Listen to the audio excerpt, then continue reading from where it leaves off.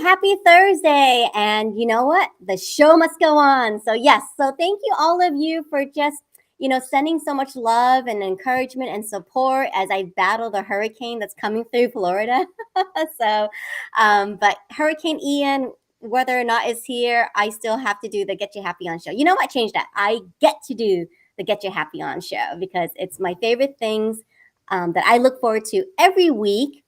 And I'm thrilled with each and every guest that I have on here to bring you so much valuable information and resources. So anyway, welcome back to the Get You Happy On show. Please let me know where you're watching from. Type it in the comments here. Let me know how you're doing. And welcome also to hashtag Happy Laugh Hour. This is where you can bring your own favorite beverage. So stay tuned for today's episode because we're going to talk about habits. Yes. So I want to know, what are your burning questions about habits, and what habits would you like to change or add? It's not too late. We're still in the final quarter of the year. There's lots of things you can still turn around or prepare for an even better year, 2023. So yes, so we're talking about habits today. Thank you so much for tuning in. So please drop in those comments and ask us your questions because our guest today, Suzi B, is a habits coach. And many, many things too. I mean, she's also a personal trainer. So we'll get to that in just a moment.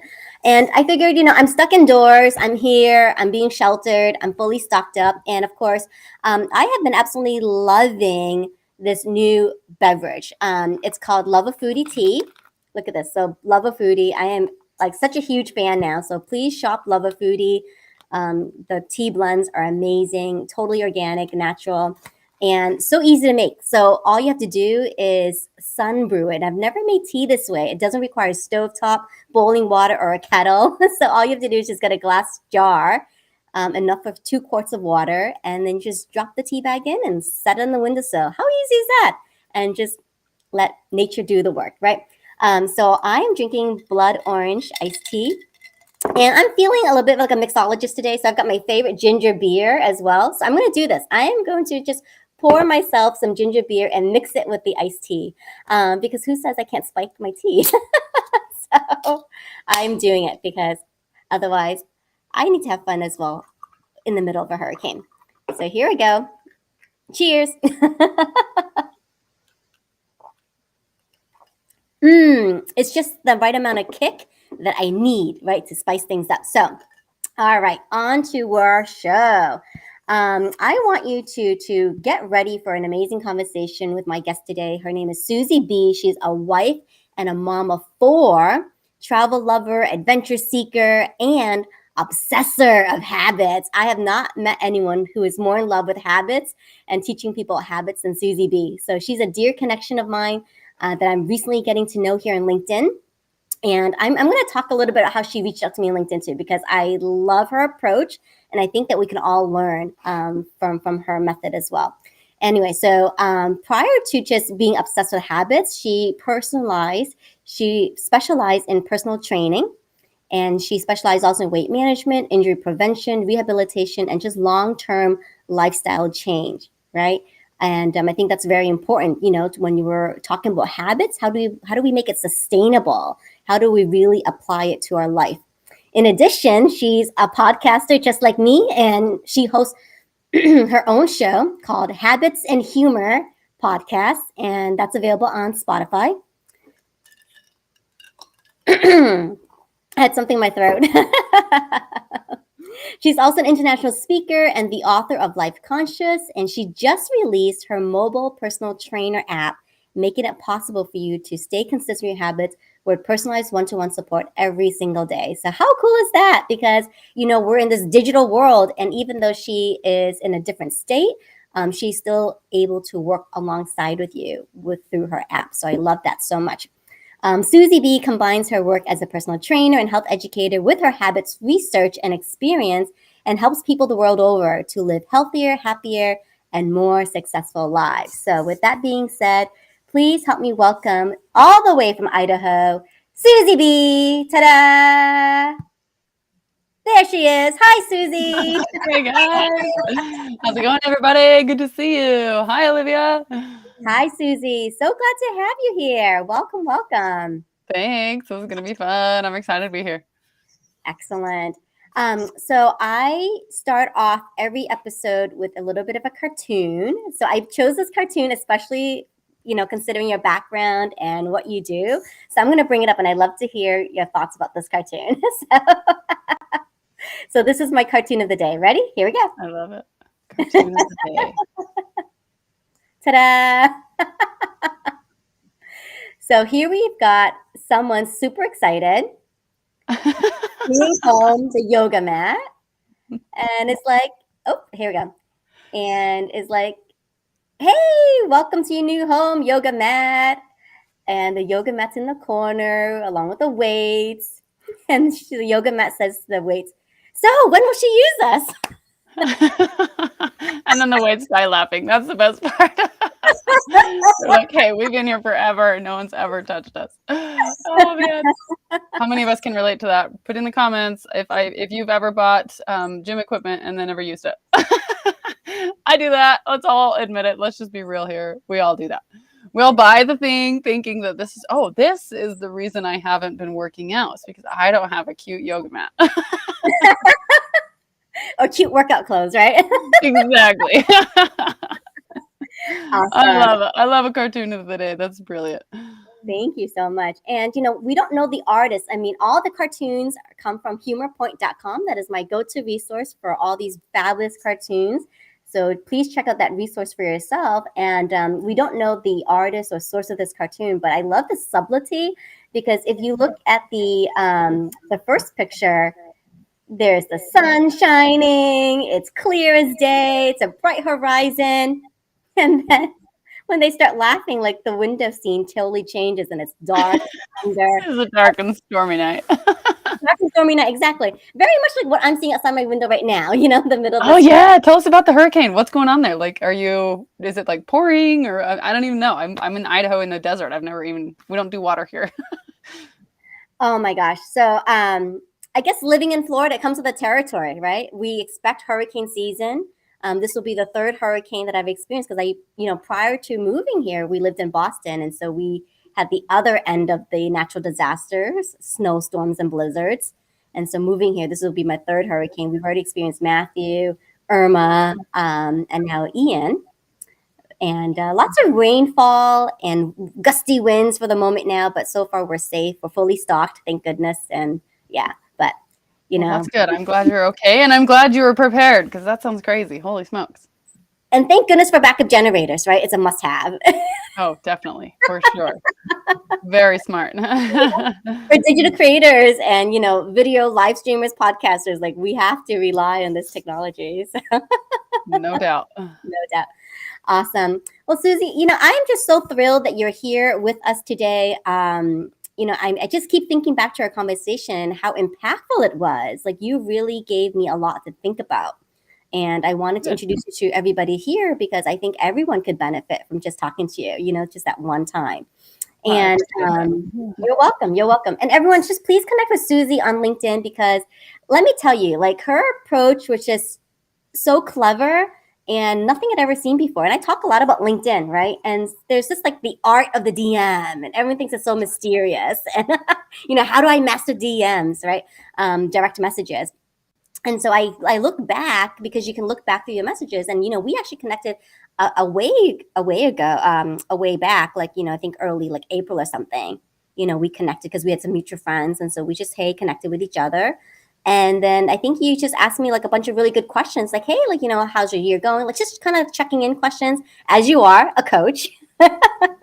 So I think, just asking like some really nice questions, open-ended questions, like, hey, how's your year going? What are some things you're looking forward to? What are some things, right? Just like very open, casual questions. But I have to admit, though, it's like a lot. It's like, whoa, like she's asking me these really deep questions. And I was like, I don't know if I can answer all of them at this moment, right? Like in time. But but questions have a way of sticking with you. And so they were there. And I have been like mulling on them, like, right? I have another really good coach friend, Talia Dasha, who says, like, just because you don't take action on it immediately, like writing it down or responding, but you're marinating, you're mulling it, you're chewing the fat, you're, wool gathering, all that, right, in your brain. So I've been staying with these questions, and then very recently, like you circled back to me, which I thought was so cool. So just Well, because good. I on to the first time, you circled back. So it's like, oh my gosh, you didn't give up on me. Never. I was like, and that tells me a lot about who you are as a coach. So the point of that whole thing is that the whole expert social media master the DM thing, that's not my style. Like that's just not me at all. And I'm very much of I'm going to ask you some questions, and if it fires up a conversation between the two of us, spectacular. If it doesn't, that's fine too. But just so you know, these are questions I'm open to talking about. And so that is a good way for me to introduce myself, because I just want you to know, hey, if these are things you're thinking about, if these are questions that you're mulling over in your mind, I'm a good person that you can talk to about it. Exactly. I love that. And you're also a podcaster. And so I really appreciate the fact too, like, around the circling back, you gave something of value, right? And so you made them like aware of it, but hey, like I dropped this new episode. I would invite you to listen. And you made it relevant to like who I was and what I like, because I'm studying humor, I'm studying habits, I'm studying all these things, right? And so like you made it relevant, which I thought was also really unique, you know. Because a lot of people, I mean, you may be surprised, but a lot of people don't do this. No, I'm not surprised. I too am on LinkedIn, and I get those DMs all day long, girl. I get it. And the point of that is very much, again, just letting you in on a little bit of who I am. This podcast is absolutely who I am. I share all of my embarrassing stories, and if you want some vulnerability, that's the show for you. But I just wanted to, I like to reach out and just give people a little introduction to me that is more than a silly message on, cold messaging. Hey, here's, whatever silly things that we get all day long, every day. But I just want to reach out to you and tell you a little bit about, actually, this is who I am as a person. And if this interests you, again, open conversation. So reach out to me and talk to me about this if this is something that is interesting to you. And it turned out that it absolutely was for us. So it was a great way to connect between the two of us. And I'm happy that it provided value to you. And that makes me smile, and that makes me feel good that, reaching out to these connections on LinkedIn. I think LinkedIn is such an interesting place because of that whole factor of, connections, the number of connections, whatever. But what are these connections even about? Like, just because I connected you on LinkedIn, now we're best friends? Like, no, I want to have a real conversation with a real person. Are you actually a human? And if you are, tell me a little bit about yourself. And this is kind of a simple way for me to give you a little introduction into who I am, so that it's easier to fire out those conversations and make the actual connection. No, I love it. Like you said, it's just a way to fire up conversations with things that we may have in common, things that interest us both. So it was just a fantastic example, So I really encourage, everyone to connect with you further and to check out your podcast on Spotify. I love it. And I love the title, Habits and Humor. So check it out on Spotify. We'll be dropping links in the chat too. So if you want to go directly to it, we'll be dropping links in the chat. And I really enjoyed our initial conversation too, because you really just got to the root of the matter talking about habits. And you showed me, because I think there's a lot of hesitation around habits, right? We know what they are, but how do we make them stick? So I think that's where I was coming in, because of all these things, like, I wanted to transition into this new life that I see for myself. And there are things that I have to let go. And I was having a hard time letting go and, trying to introduce some new things. So, how did you get involved with, habits as a habits coach? Well, the short version of the story is I have been a personal trainer for 13 years. And I mean, habits are so important in physical health. And if it's something that you want to keep for the rest of your life, if you want the results to stay with you, you have to be able to get those results doing something that you are able to maintain for a long period of time. And habits are the best way to do this, because you don't have to think about it. You can automate this stuff in your life and get results every day on autopilot. It's my favorite thing. So I've done it forever with physical health. And then I went through a battle with postpartum depression that I didn't know that I had. And it completely shifted my perspective on the world. I had a medical professional tell me that I needed to prioritize my mental health, which I had never done. And I tried my own programming, my own habits development system that I've been running with my personal training clients on my mental health in my own life. And I sat down and I set myself some goals that I would do every single day. And these 3 habits, I say that Life Conscious, which is my habit formation system, came to life because it brought me back to life. I really, truly believe that I went from the darkest, hardest year of my life to one of the happiest and most fulfilling years of my life. And the only difference was my habits. So that is the time and the place when I became obsessed with habits and dove into research to figure out. I'm one that doesn't believe that, oh, if I've done this, then I can teach the world how to do it. I couldn't teach myself how to do it, but until I get some research and some fact, some scientific evidence behind it, I don't feel like I can reach beyond my own self and my own family. But if I know the research, I know how to apply it to the human mind and not just to my mind, then I feel, okay, actually, this expertise and the experience together is what qualifies me to be able to help other people do this thing. And so I started bringing in my personal training clients into this habit formation system. We did some with our mental health. We did some with our physical health. We did some, they kind of were my guinea pigs. A lot of my clients had been clients of mine for a very long time. So I kind of, hey, can we try it on this way? Can we try it on this way? And we ran this system, this program over several years and several different aspects of our lives.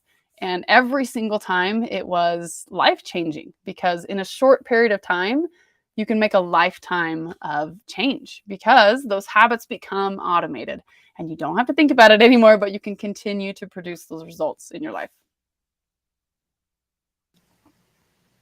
Oh, I love that. Oh my gosh, yay. So a habit formation system. So, we're talking about get you happy on. So for some people who may not be, happy or humorous, is it possible that we can create a humorous habit?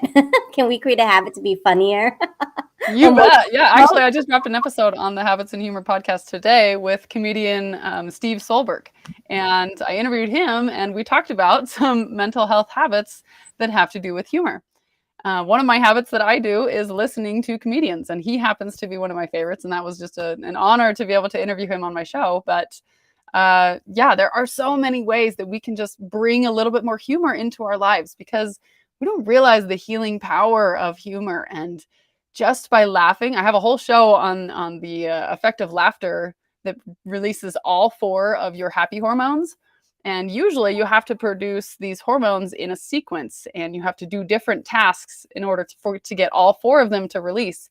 But laughter has the incredible ability to release all of your happy hormones at once. And so, and that sigh at the end of a good solid belly laugh when you're laughing and you go, ah, at the end of it, that is the release of your 4th endorphin, your 4th happy hormone. And so absolutely, laughter has such a powerful capability to help you get your happy on. I love the name of your show and I love the concept of how you interview your guests, and such a phenomenal show, Olivia. You do a great job.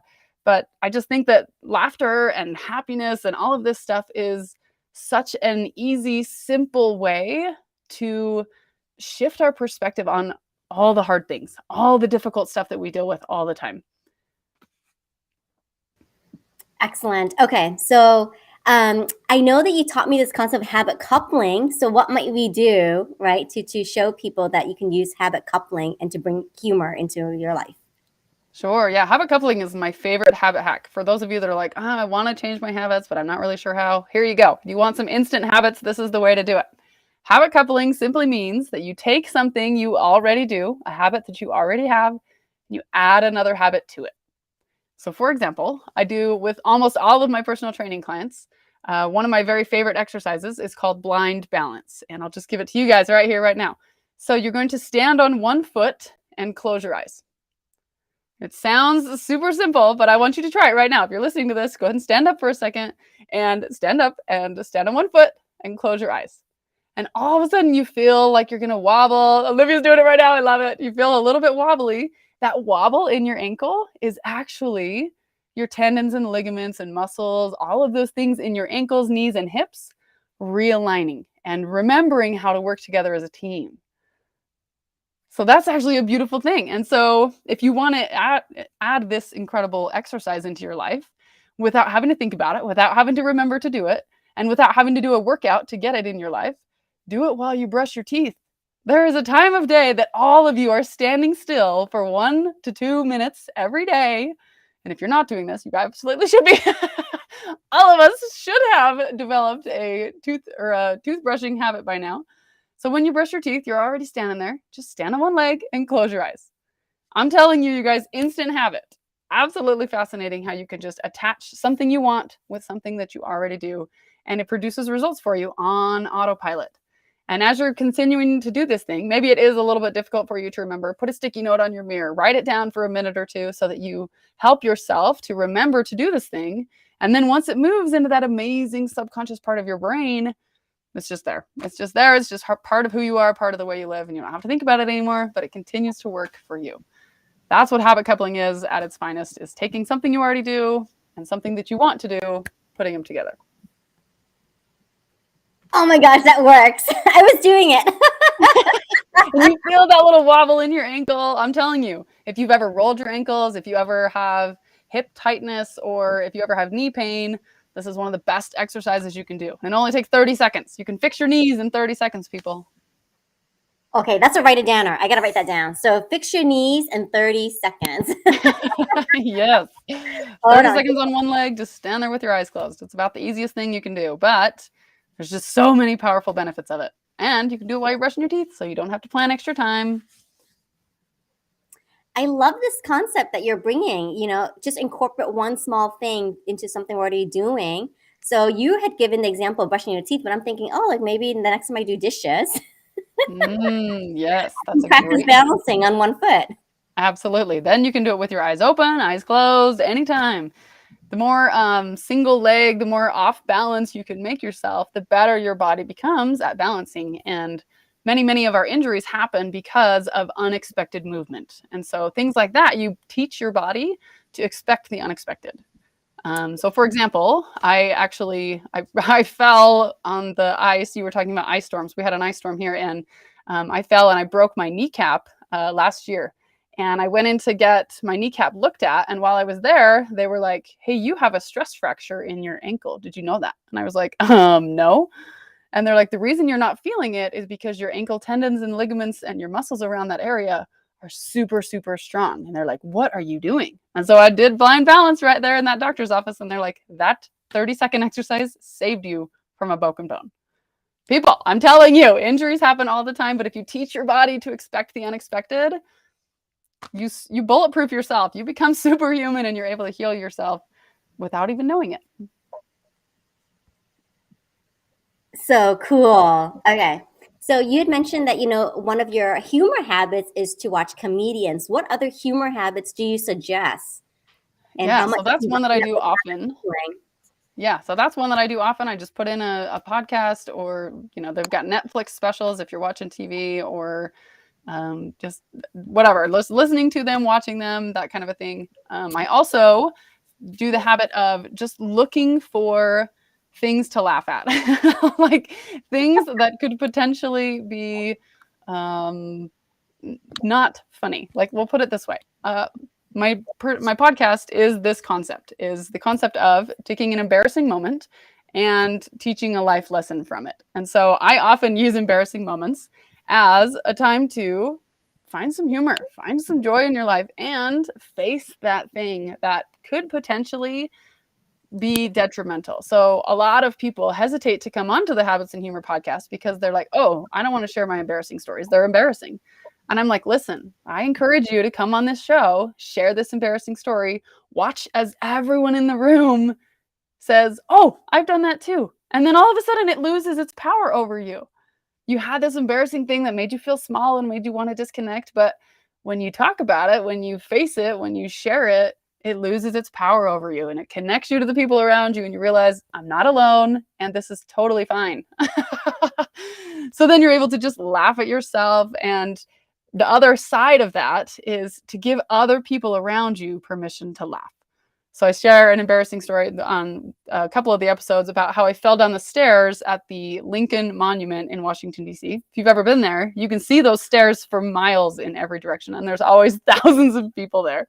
I fell down that staircase 3 times. I was there during a hurricane. Speaking of hurricanes.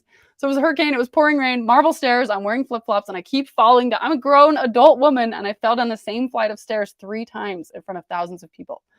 But here's the thing, I don't regret falling down the stairs. My only regret from that day was that I let it embarrass me. I sat at the bottom of those stairs and I wanted to shrink and disappear. Where instead, I wish I could have just looked up at the people around me and told them all to laugh. It was hysterical. And if I had given them permission to laugh, it would have changed the entire circumstance. Do you understand the power that you have? And you don't have to, look around and tell them you can laugh and you can laugh and you can laugh. Simply by laughing myself, I absolutely would connected with those people and given them permission to laugh. And it could have been really a positive experience instead of a negative experience. So that's a habit I encourage you to develop in your life, is to learn to laugh at yourself and give the people around you permission to laugh with you. Obviously, there's that hurtful side of humor where if someone is in an embarrassing situation and you're laughing and they're not, that's not okay, and that can be potentially damaging. But if you are the person in the control of the situation, give yourself permission to laugh, and then that connects you to the people around you and gives them permission to laugh. Because what better way to connect with people than with a laugh and with a smile? Exactly. What better way to connect with others than with a laugh and a smile? You mentioned falling, so I actually have an embarrassing moment that just came to mind too that involved falling. And I'm wearing I'm these. telling you, everybody does. Everybody does. As soon as I share an embarrassing story, everyone in the room has one. Tell us. Oh my gosh. So I was visiting a friend in Boston, and we have these cobblestone streets, right? Like really quaint neighborhood cobblestone streets. I'm wearing heels, of course, and I fall. I went a whoop, and then and everyone's like, "Oh my gosh, are you okay? You okay?" And I was just like, I was really embarrassed, but I didn't but then I got back up again, and I just kind of like brushed myself off, and I was like, okay, like whatever. I smiled and I moved on, but I'm replaying that scenario to see if I just taken a moment to laugh it off, how might that have changed? I was so embarrassed. I was like, okay, get back up again. Yeah, you just want to make it disappear, right? I just want to make it disappear. Yes. We all just need to face the facts that it happens to all of us. Like, we all make mistakes. We all do dumb things. We just need to embrace it. I call it, one of my keynote speeches that I give is called Embracing Embarrassing. And if you just learn to embrace it, you are so much better off. And the people around you generally are as well. I don't know if I said you can laugh. But it's hard in the moment. Let's be honest. Let's face it. Yeah. So you just fell, and that's a difficult situation. You're embarrassed, and you want to just disappear. But instead of just giving yourself permission to boisterously laugh out loud, another way of looking at it is just give yourself permission to just get back up and move on. Just get back up and keep going. You don't have to let that fall, that embarrassment, hold you back, or you didn't let it ruin the trip down the street. You just moved on. Just let it go. It's not a big deal. That's another way of looking at it, is embracing the embarrassing moments or the difficult things in our lives as it's just part of the journey. It's just something that's going to happen to all of us. We've all experienced it. And when it happens, we just get back up and we keep on going. Maybe we're laughing, maybe we're not. That's not really necessarily the important part, but just being able to move on and not have a negative connotation with the circumstance is so helpful for all of us. You're right. And I'm glad you bring this up, because I did get back up again, and I just moved on. And I think before kind of my awareness around humor and myself, I would have just let it ruin the whole day. Like, oh my gosh, I can't believe I did that, and I got back up again and it was fine. And, my friend was with me, and we just moved on. And the only thing just by the way you're telling the story that you don't harbor any resentment or any embarrassment or anything like that negative connotation with that circumstance anymore. So I'm amazed and impressed, and good job. You nailed it. Thank you. I think the most I got was just maybe a bruised knee, but I mean, it's faded, and my shoes are scuffed, but that's okay. No, it's just a memory now. When you see those scuffed shoes, you'll think to yourself, oh, that was the cobblestone streets. That's a good memory. But I really would like to now maybe ponder the lesson on that some more. Because, I've not thought about it for a while, but, you bring up an interesting point. What are the lessons? That's why I love your podcast. What are the lessons we can glean from that particular moment? So I'd like to go back and revisit that. So maybe I'll have an interview on your podcast. Well, good. I'm glad. Awesome. Way cool. Um, there's something else too that you told me about habit coupling. You know, you're like, Olivia, what is the one thing you absolutely hate to do? And then to pair it with something that I would love to do. And that just really like took me on like a tailspin. I was like, wait, what? How do I combine that? So how did you come up with that concept? Or, you know, what is the basis for that concept to pair something you hate to do with what you love to do?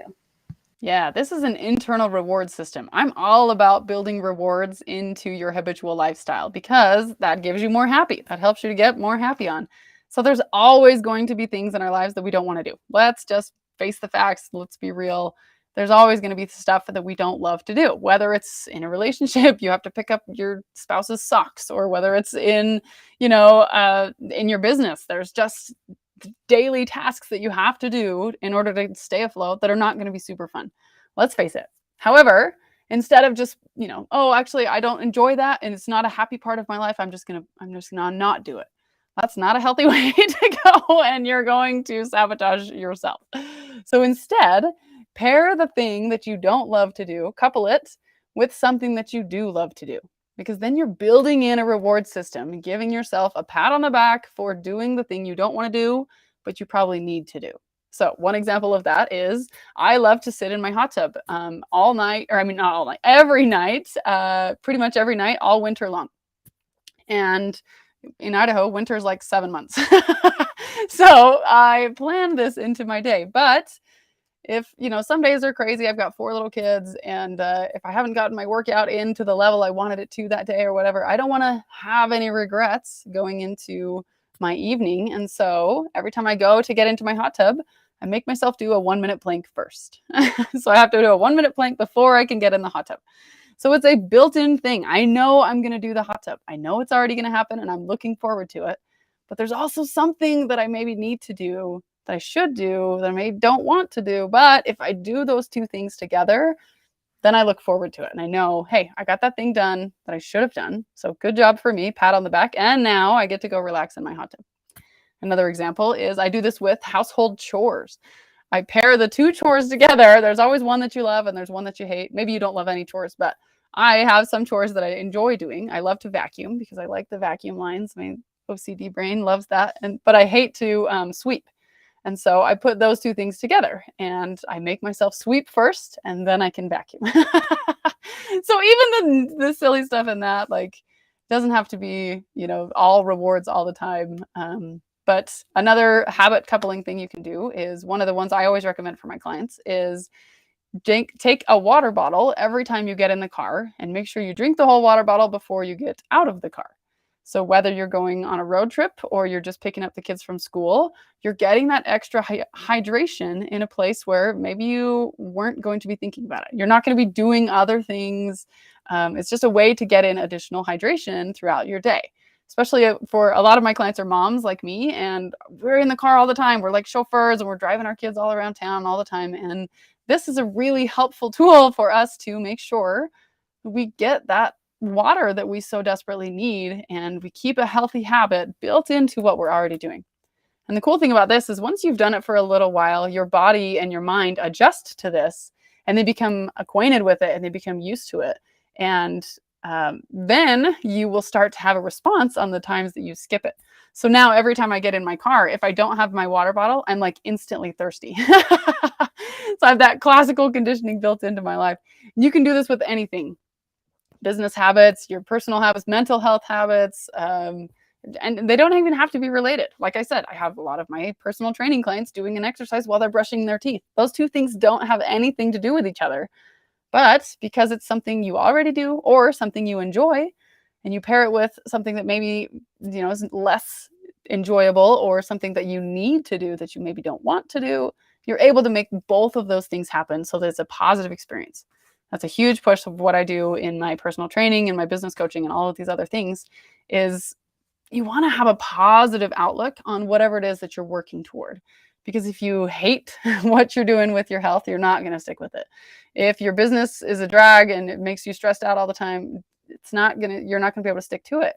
If your relationships feel like just strain all the time, it's going to be really difficult to have those healthy relationships. Whereas if you can shift that perspective and think, okay, you know what? I do have to pick up socks all the time, but when I do that, I'm going to also give them a hug.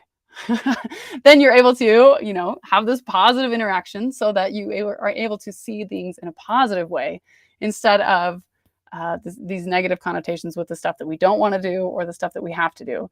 They become things we look forward to, and those rewards are built into our lives. Oh, I love it. Love it so much because of the wide ranging applications, right? This could work in your business, for your fitness, um, diet, lifestyle goals, you name it, right? Habit coupling. And I will share that, like one of the things that I need to do, but don't always like do right away is a proposal, right? Like, I get asked, and I have to put together a proposal and like a concept sheet of what I can do for clients, and I drag my feet on it to the point of like procrastination. But Yes, procrastination is a killer. so you asked me though. You said, well, what's one thing you love to do? I was like, well, I really love to just to curl up with a good book, like a good fiction, like romance novel. And you're like, okay, if you get this proposal in, then you can reward yourself with reading. Yes, absolutely. I love it. How's that going? Let me ask. I love it now. Yes, I love it. And you said, to start small. You said, just do like maybe 10 minutes, right? Set a timer, set 10 minutes. And if you start, 10 minutes proposal writing, you get to reward yourself with 30 minutes of reading. I was like, oh, I get to double my reading time. In Yes, my exactly. mind, I thought it was going to be like, 10 minutes proposal writing plus 10 minutes of reading. But you're Yeah, like, it no, doesn't why have to don't be you that way. do 30 minutes? I was like, okay. Yeah, there's that law of, I can't think of what the title is, but there's a law in the universe that talks about how whatever the task is we need to get done, we're going to take all the time that we have to do that thing. And so whether we have 10 minutes or we have an hour, you're going to get the proposal done. So I use time blocking because it gives me a minimum amount of time and a maximum amount of time. And so if I give myself, hey, I have to do this in 10 minutes, I'm going to get it done in 10 minutes. Versus if I just say, today I have to do this thing, I might take all dang day long to procrastinate that and then do it at 10 minutes at 10 o'clock at night. So give yourself, build this in so that you can succeed and enjoy it. So now those proposals, probably after having done this for a week and a half, it's probably a little bit easier. You don't stress out as much about it. It comes out a little bit easier for you. It's an easier, smoother process, and you probably have less of a negative connotation, negative association with it. Am I correct? Yes, yes, because now I don't dislike that as much. Yeah, I that was like it one of the first less. things. Exactly. When I said, "What do you not love to do in your business?" That was like, oh, first thing that came into your mind. But now it's probably not something that you hate so much, but it's something that, hey, you know what? I don't love this. I'm not telling you that you're going to end up loving picking up socks or, you're not going to end up loving this stuff. I don't love to do dishes. I don't love to do laundry, but because I pair those with things I enjoy, I also don't hate it. And so there's happiness and joy built into my days and built into my habits so that I can do the things I know I need to do and I can still enjoy myself at the same time. Oh, that's a writer down it too. So build in, right? Build in the joy through your habits. Okay, build in joy throughout your day. Yep. Let's see, throughout your day. I want to get this on the screen for everyone to see. There you go, guys. Write it down or build in joy throughout your day. And I'm curious too, timing, right? So what do you feel is like a realistic expectation of time in which these habits can be automated into our subconscious? We do them without thinking, right? Because I know for me and for many people, maybe we're looking for the instant fix. Oh yeah. Yes, yes, yes. Yeah, this is the answer nobody wants to hear. Yeah, so But what's it's the a truth. realistic time frame that I can expect to see change coming? Yeah, you bet. So this is the big question that is being so talked about in the universe right now. So many people are talking about habits and changing habits and all of this, and there's so much information out there, it's hard to tell, but we all pick, oh, actually, this one sounds the best because it sounds short and sweet. 7 days to build a habit, 2 weeks, 3 weeks, whatever it is. But the real key is you're going to have to know your own brain. So a habit simply is something that moves from your conscious mind to your subconscious mind. And to give you a visual on this, I use a hot air balloon. So picture a hot air balloon, the little tiny basket at the bottom where the people stand. and then this giant balloon above it. Your conscious mind is like that little basket. That's where the work happens. That's where the steering happens. That's where all the controls and the effort and all of that good stuff happens. And it's this big. So you're focused on this much effort, on this much of your brain.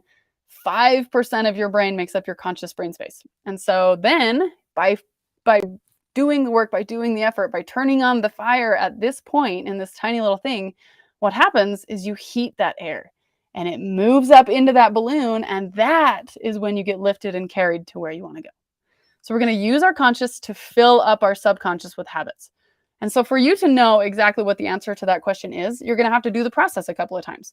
You're going to have to go through, there's 3 phases of habit formation. The first one is conscious awareness, where you become awake and aware of the thing, whatever the thing is that you want to change.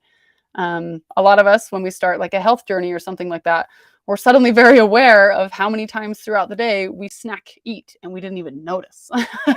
Like, holy cow, I'm eating on my way to the pantry. Like, I'm eating while I'm looking for food. Then we become conscious and aware of those things that we weren't aware of before.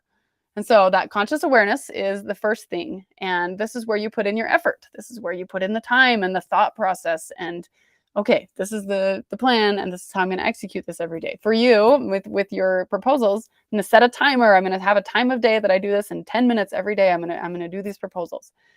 And so for the first month, about 3 to 4 weeks, this is what's happening in your conscious mind. And then we turn to the end of month 2. This is called subconscious succession. And usually it's between 50 to 60 to 70 days for most people. The research shows somewhere between 50 and 70 days for most people is when your subconscious steps up to the plate. And you'll notice there, I said the first 3 to 4 weeks, and then weeks 7 to 9, there's a gap in there. There's a gap, that week 5 and 6. What's happening in weeks 5 and 6? What happens there is your self-sabotage. This is why so many of us can't get our New Year's resolutions to make it into February, because your brain actually fights you back at this point. So you work on this conscious mind, and your conscious is on board for a full month. And then after a month, your conscious gets bored, and your conscious is like, hey, you know what? We've done this long enough. Let's go ahead and be done now. But your subconscious hasn't taken over yet. Your subconscious hasn't proven the concept of how important this is to you yet. And so the subconscious sits back and says, hey, you know what? We've made this change, but I don't think this is going to last. So let's just hold off for a little bit. So you have to push through weeks 4, 5, and 6. And most times, the best way to do this is to get some support. Reach out to somebody and say, hey, you know what? I'm working on this habit, and right now I don't want to do it. For the next 2 or 3 weeks, I'm going to need an accountability buddy. I'm going to send you a text every day when I do this thing. We're going to meet every day at 6 o'clock, and we're going to go on our walks together to make sure that I build in this habit. Get some support, whether it's a coach or a friend or a neighbor or a spouse or a sibling or somebody that you can trust to get you through this period where your brain is totally disconnected. Your brain it's a defense mechanism, and your subconscious is like, hey, we only do the really important stuff. So unless this is proven to me that this is really important, I'm not going to take it. We don't need that in here. So your conscious is getting a little bit bored. Your subconscious still needs to be proven to. So there's that 2-week gap. I call this the slump. That really popular book, The Atomic Habits by James Clear, he calls it the plateau of latent potential. Whatever you want to call it, there really is a disconnect between the time that your conscious mind works and your subconscious mind works. So once you pair those 2 parts of your brain together, this is going to be different for everybody. Again, like you asked the question, how long does it take? Some are between 6, 7, 8, 9 weeks. And so that's why I run most of my programs for 9 weeks, because I want to make sure that I get you all the way there. And so for me, it's about 55 days, which is a solid 8 weeks. I have to work on something for 8 solid weeks before my brain decides, actually, this is worth it. Let's go ahead and habitualize this, and we'll keep it for good. So I know for me, my slump is a solid 2 weeks long. And I really reach out and I use my support systems during that time. And I'm really accountable and all the things to keep me consistent during those difficult 2 weeks. But the best part is if you know to expect that, it is no longer a problem. If you know, there's that expect the unexpected again. I'm going to say that again. If you know that the slump is coming, you're fine. It doesn't throw you off anymore because you know, hey, during weeks 4, 5, and 6, I'm going to call my best friend and she's going to be my accountability buddy for 2 weeks. Most of us, it's only about a week long that your brain fights you like this. So there is hope. It's only about a week, but get yourself to, I recommend, I use a system that I call the 1, 2, 3 habit system. And the 2 stands for 2 solid months. I want you to give it a 2-month effort on doing the thing. Whatever the thing is that you want to be different in your life, maybe you want more of, maybe you want less of, whatever it is, give yourself a solid 2 months to focus in on that one thing. That's the number one. One focus, 2 months doing your 3 daily habits. So that's the 1, 2, 3 system. That's as simple as it gets with habit formation. Give yourself 2 months to form those habits, because what is on the other side of that is magic. The front of your mind, that conscious part where you're thinking about all the things, it becomes free and it's empty again, because that focus and that effort has moved into your subconscious. And so you get to think again. You get to move on to the next thing. So all of us have experienced this at some point. Let's talk about maybe learning how to drive a car. Most driver's ed programs are how long? 8 weeks. There's a reason for that. So they teach you how to automate these skills. The first time you sat in a driver's seat, oh my gosh, so many tasks, so many dang tasks. Is the blinker up or down to turn left? Which am I 10 and 2? Which pedal is the gas and which one's the brake? I mean, all of these things that none of us think about anymore at all. And all it took was 2 months of focusing on that thing to move it into the incredibly huge balloon portion of our mind that's going to lift us and carry us where we want to go. So I encourage you guys, one focus at a time, 2 months of solid effort working on 3 habits under that one focus. So like for Olivia, I told her, work on the habit coupling with your proposals and time blocking. And then I can't remember what the third one was, but we always work on 3 habits at a time so that you don't overwhelm yourself and so that you give yourself some connection, because those habits are actually going to help each other to happen. And that's the beauty of habits. And it really does take about 60 days. So give yourselves a solid 2 months. That was a really long answer to that question.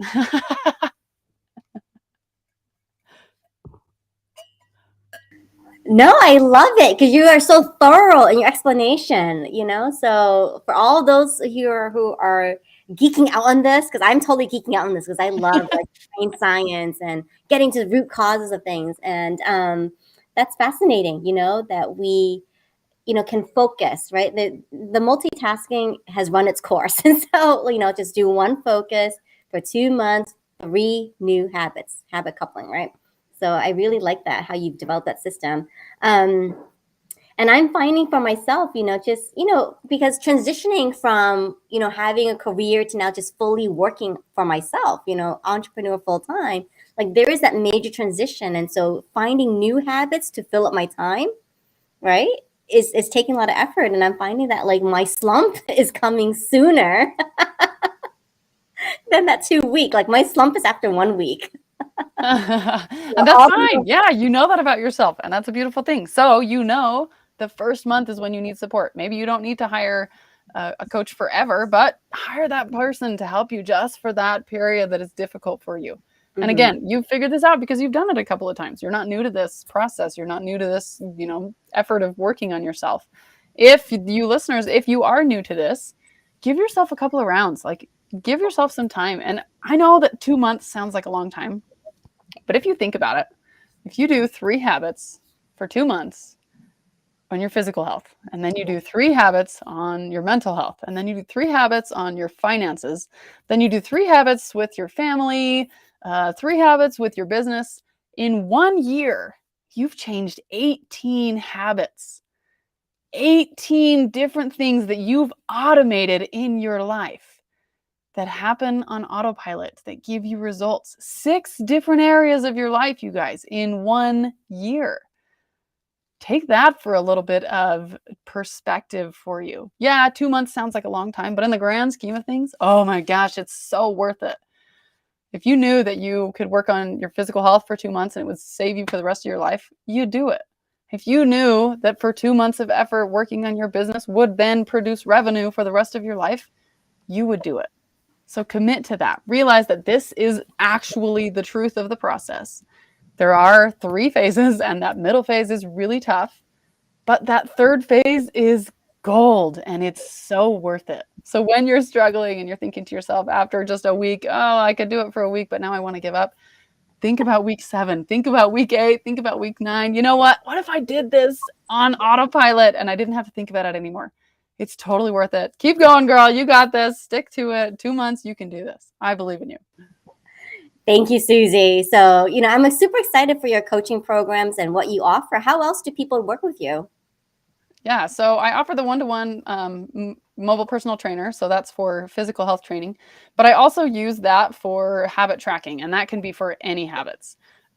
We can work on your business habits. We can work on your mental health, anything like that where you feel like you need that daily accountability. That's what the app is for.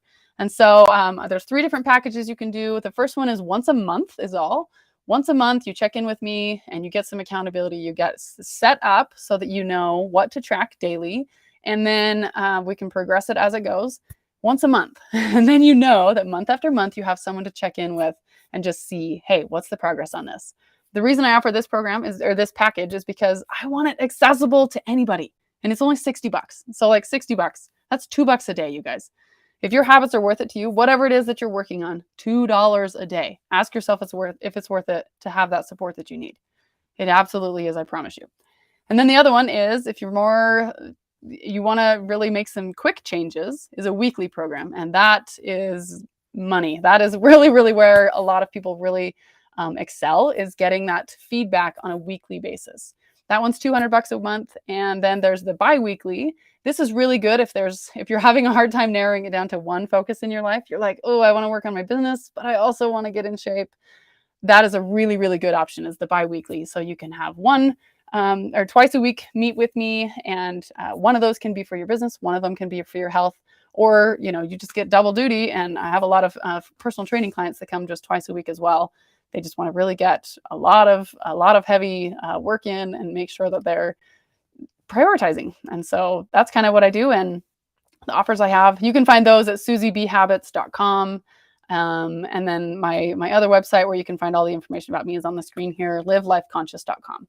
So Live Life Conscious or Suzi B Habits, you can find me in either of those places, or Suzi B Life on any social media platform. So Suzi B Life on LinkedIn, and then Suzi B Life also on Facebook. So there you have it, everyone. And I just love, because like you're coming from real experience, like you were led on this journey and you have done the work, done the research, tested this method, not only for yourself, but for your clients. And so that's what I love about your approach too. That this is proven and tested. And Yeah, it's going to be modified to everybody, right? Because everybody's, brain and, body and mind works in different ways. And so this is going to be modified, right, to suit their preference. Yeah, which is why I love the one-to-one coaching, because group coaching and things like that are out there, or the programs that you just buy and you do on your own, they're just really hard to personalize. Or the one-to-one, you personalize every dang thing that we talk about. And so it's very, very easy to figure out exactly what your needs are and exactly how to meet those needs on a weekly, daily, monthly basis. Excellent. So in the time that we have left now, Suzi, it's time for a rapid fire question time. Are you ready? I'm so ready. Let's do this. All right. So here we go. And if you're watching this still, please join in the conversation, add in your questions, drop those questions here in the chat. What are your burning questions about habits and habit systems and habit formations? We've got Suzi here, habits coach. And so she'll be monitoring the chat and responding back to you. And we're going to move into now rapid fire question time. So hang on one second. It is my favorite part of the show. So I'm we're going to excited. put Suzi in the hot seat. So here we go. One moment here. I'm going to get my questions queued up. All right, Suzi. Here we go. Here we go. Here we go. So what is your favorite month? September. I'm a very entitled birthday girl. Okay. Do you have a favorite planet? I like Pluto because he just can't decide if he's, the world can't decide if he exists or if he doesn't. I think he does, so I vote for Pluto. All right, we all vote for Pluto. Do you the underdog? The underdog, indeed. Do you like science fiction movies? Science fiction movies are not my favorite, I'll be honest with you, but I'm also very easy to please when it comes to entertainment. I'm a very uncritical critic, so So do you have a favorite movie genre then? Like, I love comedies. It's a big surprise. I love comedies, but I also love a good drama. I love kids movies. I love them all. Like I said, I'm easy to please. that's awesome. All right. So say the word habit backwards. Tiba, tiba. Nicely done. Yes. That All took right. me a sec. Rearrange the words or the letters. Rearrange the letters and habit to make a new word, either real or nonsense. Bath, bath. Tabith. No, it's not Tabith. Tab. Bathe is pretty good. I was thinking bathe is pretty good. I mean, that could refer to the hot tub, you know. There you go. I'm bathing with an I. Misspelled bath. Do you make your kids Halloween costumes? Yes, we love Halloween's my favorite holiday, so we go all out for Halloween. A couple of years ago, we found 4 Scooby-Doo costumes that were all the sizes of my kids. So all of my kids were Scooby-Doo, and then I was Daphne, and my husband was Fred, and we won like every Halloween contest we went to. It was so great. Uh, all right. So, truth. Do you give out candy or fruit on Halloween? I give out candy, boss. I'm all about both. You can be happy and enjoy your life and be healthy. I promise you, it's possible. I love it. Okay. So, speaking candy bars, is it like the fun size or the full size? We do full size. We are all we go all out, man. We don't get a lot of trick-or-treaters in our neighborhood, but the longer we live here, the more we get because they know. All right. Suzi B's house with the full size candy bars. Excellent. You said you can have both. So, like, what's a good Halloween alternative to candy? Yeah, I think there's all things in moderation. Like, don't go crazy and eat yourself sick on Halloween. Pick your favorites. Like, that's why I do the full size candy bars, you know? But there's so many other options of things you can treat yourself with on Halloween. It does not have to be desserts, it does not have to be candy. And just get out and experience, do the experiences. There's so many fun things. I personally love haunted houses. That's by far my favorite part of Halloween. And my sisters and my mom and I and my daughter now, she's old enough to go. We all go and we do the haunted houses and we scream our brains out, and it's so fun. So the best part of Halloween is not the treats, I promise. It's the spooks and the good times with your families and being scared, and go for experiences and not for sugar. Oh, I love that. Go for experiences. Go for screaming your brains out. It's so fun. I love it. It's like my favorite tradition. That's awesome. Okay, so what is Idaho known for besides the potatoes? I was going to say potatoes, but probably also mountains. Our mountains here are so beautiful and they are my happy place. So anytime I need a little escape, we just run to the mountains, which where we live is not very far. So it's nice. That's lovely. You've got the mountains, I've got the beaches and hurricanes. Yes, I will be coming to you for the beach because the beach is my happy place. Can you see my beach in my background here? I have to put it on the wall because I can't see it outside. I'm gonna have to send you some beach pictures next time out there. Yes, please. All right, awesome. So name 2 dishes that you can make with potatoes. 2 dishes you can make with potatoes. Cheesy potatoes, which are many different ways already. Baked potatoes, mashed potatoes. That's more than 2. Mashed potatoes are my favorite. I love them. Do you add anything else to the mashed potatoes?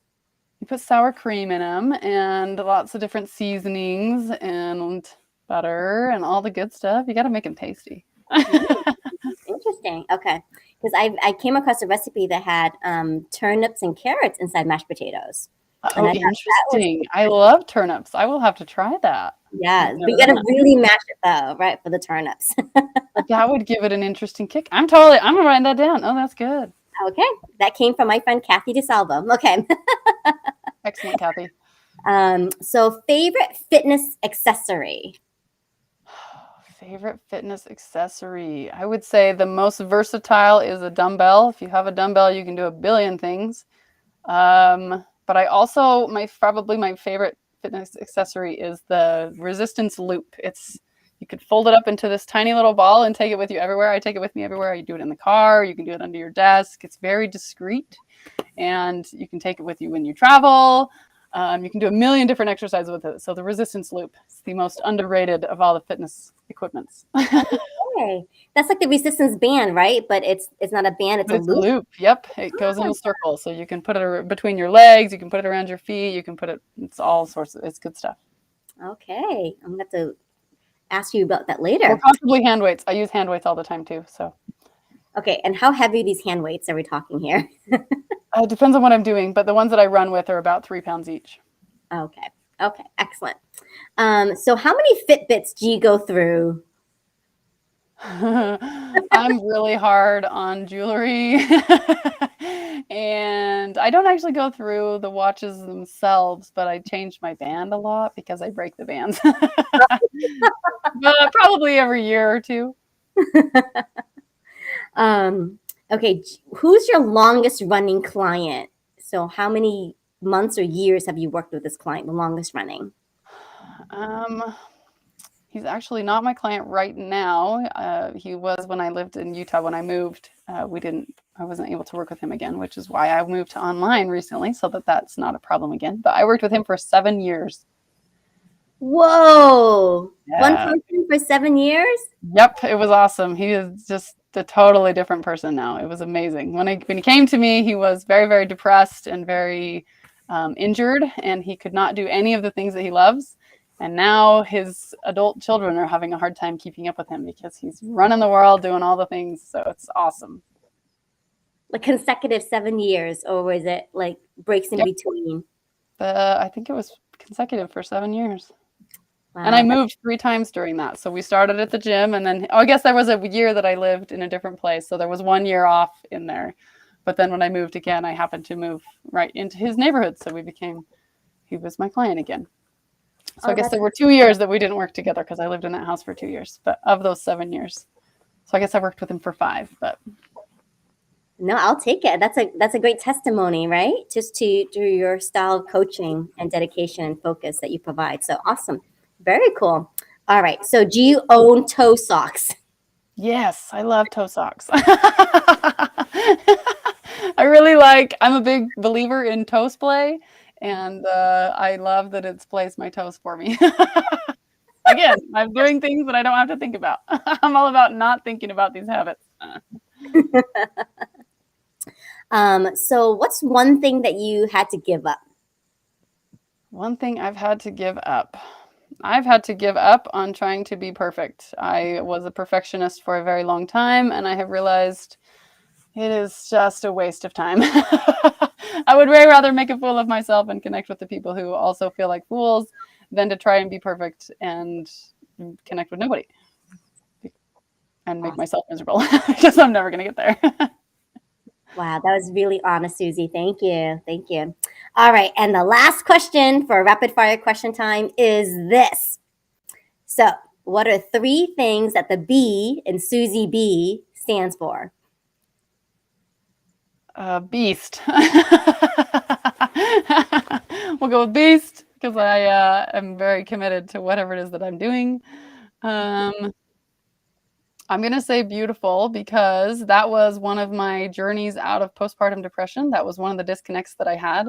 For a long time, I didn't like the way I looked. And that was one of the affirmations that I would say to myself every day. And I still say it to myself every day.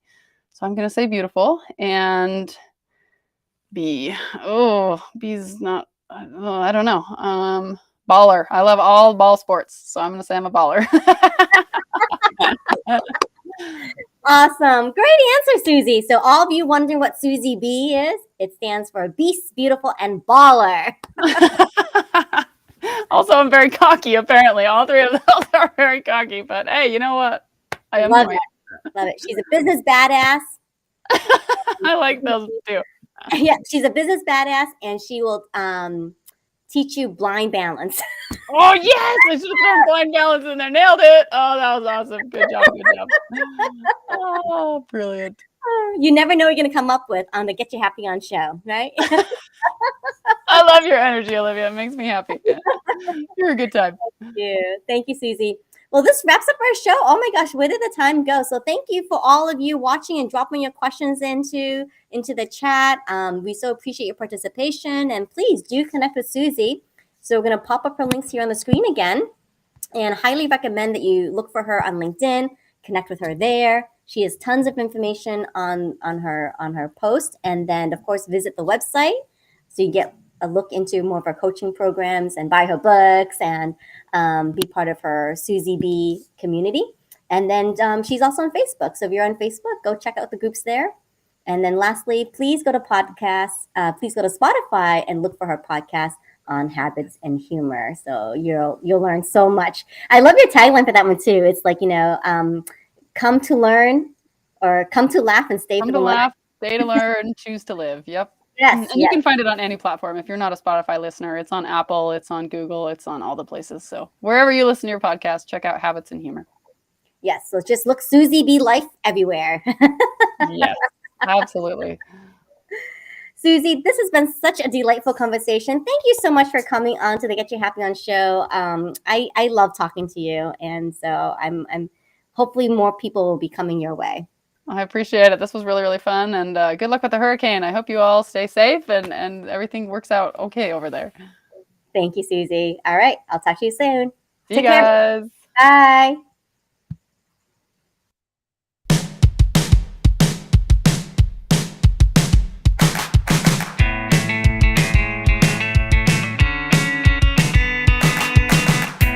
Thank you so much for watching Get Your Happy On. Have you enjoyed today's episode? I invite you to comment. So please share with us your thoughts and ideas in the comments. We'll be checking and would love to reply back to you. Please also connect. Connect with each of our amazing special guests and connect with each other here in the comments as well. This is a great way to network and to make new friends. And finally, collaborate. I would love to find ways to collaborate with you or help you to find collaborations with vast people in my network. So remember, comment, connect, and collaborate. Thank you again. See you next week.